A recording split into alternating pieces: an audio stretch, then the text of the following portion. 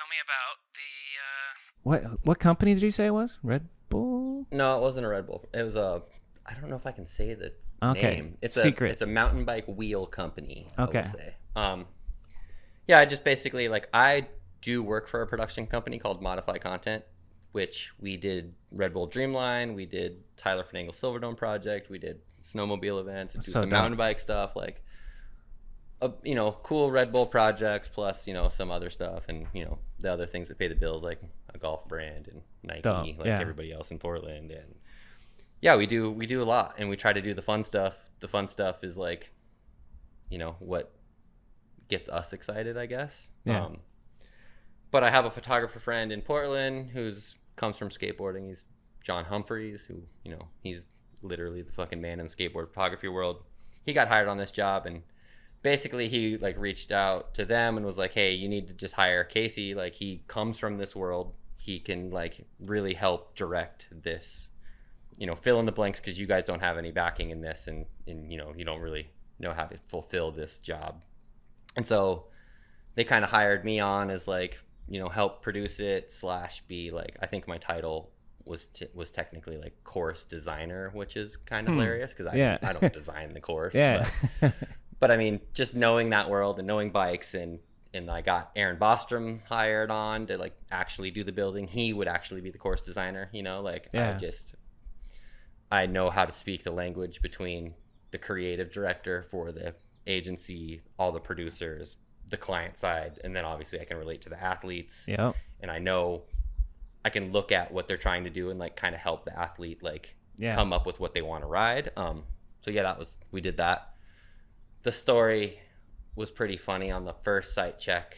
So one of the athletes is Mitch Ropalato. He's a Ropalato. Mitch Ropo. He's a pretty entertaining mountain bike dude. Okay. As much as that pains me to say. No, we hate mountain bikes, especially on this podcast. Around on the mountain bikes. But he's fucking awesome, and he's you could tell he rode BMX basically. You can look at a mountain bike and go, oh yeah, you didn't just ride mountain bikes, right? For real. But yeah, we're out doing the site check, and it's at this abandoned airplane graveyard, basically, or not abandoned, but it's just I was laughing that it was pick and pull, but for airplane parts. It's literally just junkyard, but it's all giant airplanes.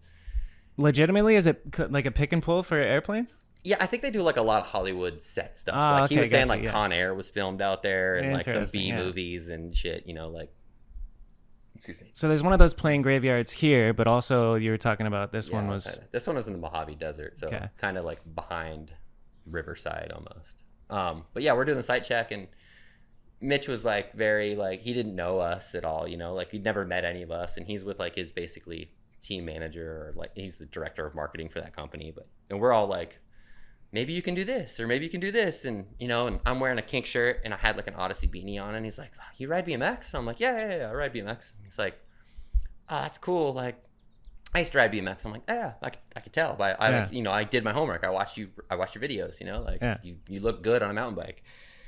And we're going, and he's kind of you could see him kind of putting pieces together as we're talking about stuff. And he's like, where do you live? And I'm like, I live in Portland now, but I'm from Phoenix. And he's like, oh, a kink dude just moved from Phoenix to Portland not too long ago, maybe a couple years ago. He's like, I think it was Sexton. I was like, nah, Sexton lives in Dallas now. And he's like, no, it wasn't Sexton. It was and I look over, and Humphreys is holding back this laugh, he's because he knows what it's coming. And he's like, it was Casey Badger, and I was like, I'm Casey. And then instantly from that, he was like, holy shit!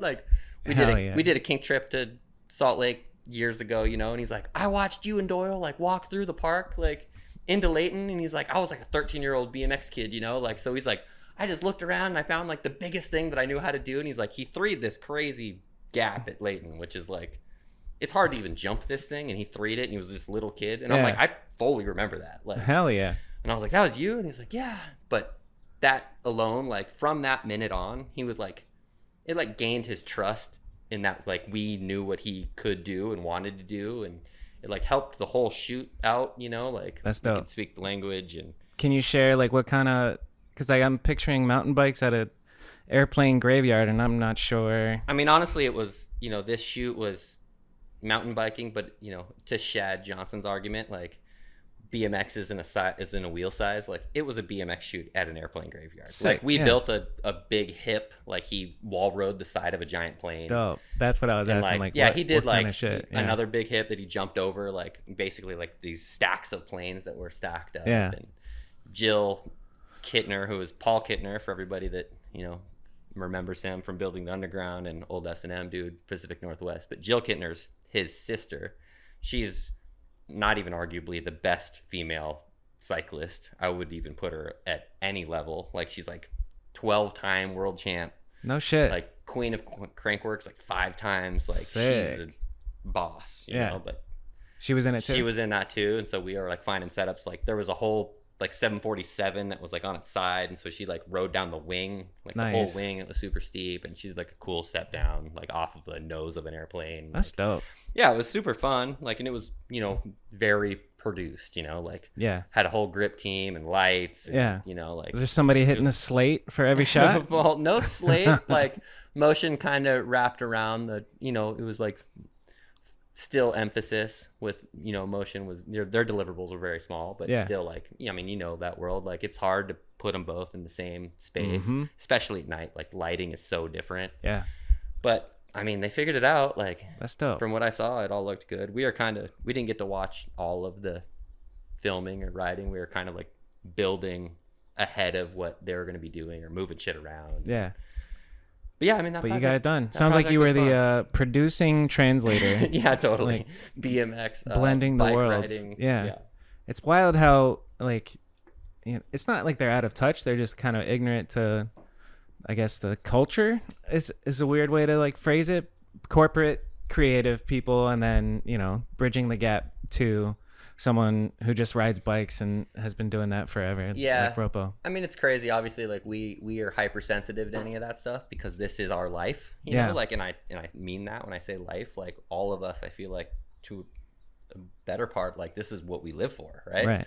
So like anything that doesn't represent us in the best possible light instantly gets clowned. Yeah. So, to a creative director that comes from this big agency, like BMX is the smallest, weirdest world. Like why he doesn't need to care about it at all. Reached the end of the video. Hopefully you enjoyed that clip. If you want to support me and the podcast, just subscribe and share the show with your friends. The full episode is in the description, so if you haven't, go check that out. It's also available on Spotify and Apple Podcasts and wherever you listen to podcasts. And the goal is just to grow. So if you could share the show with your BMX homies, that'd be dope. If anybody that that is a BMX nerd and would enjoy this podcast, do me that favor, and we'll keep all these clips coming and one episode every week. So I'll see you in the next one. Thank you.